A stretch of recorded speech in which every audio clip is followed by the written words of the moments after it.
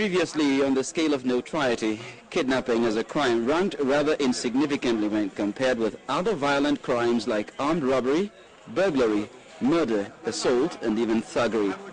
Not until when militants in the Niger Delta began abducting expatriate and indigenous oil workers as a form of protest.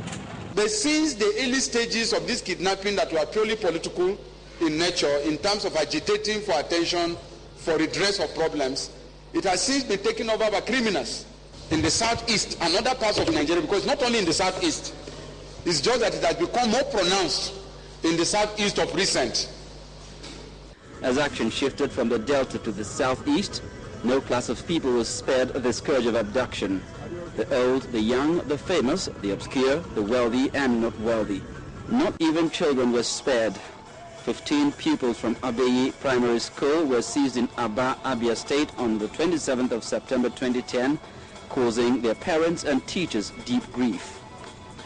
3 of them are from my class, and these kids they are little kids. One is 7, the other one is 2.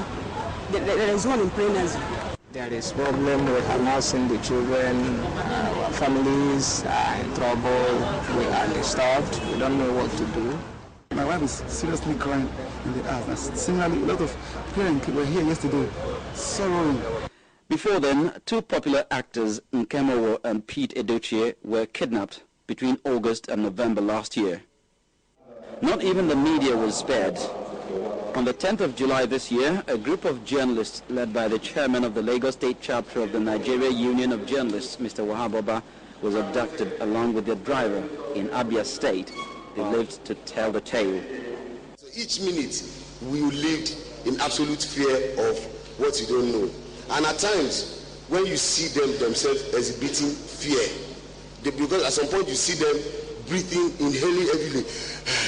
Those guys were using guns like we are using our Bible. The only thing that saved us in that bush was prayer. They actually faced the police when we were there on the road. Some of them shot at the police, and the police ran away. Security agents appeared to be overwhelmed, but they also blamed the public for lack of cooperation.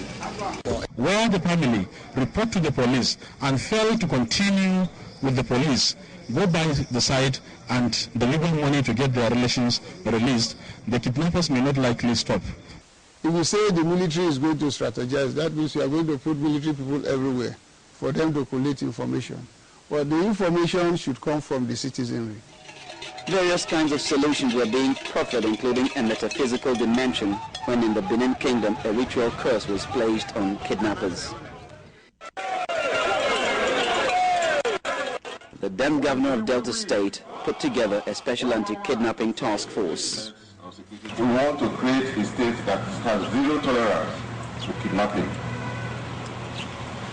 We've done it before, and we can do it again. We achieved almost near zero tolerance, but it's like some persons outside the state who are into kidnapping have sneaked into the states, and we must fish all of them out.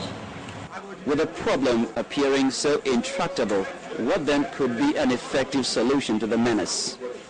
If there is development in these areas and people are having work to do, at least some job to do,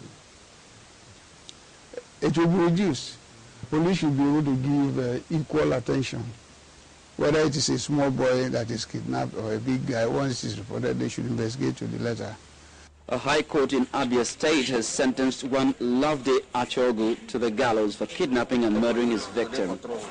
While that is expected to serve as a deterrent, public awareness and the cooperation of the citizenry will serve as a better check on the menace. After all, as they say, prevention is better than cure.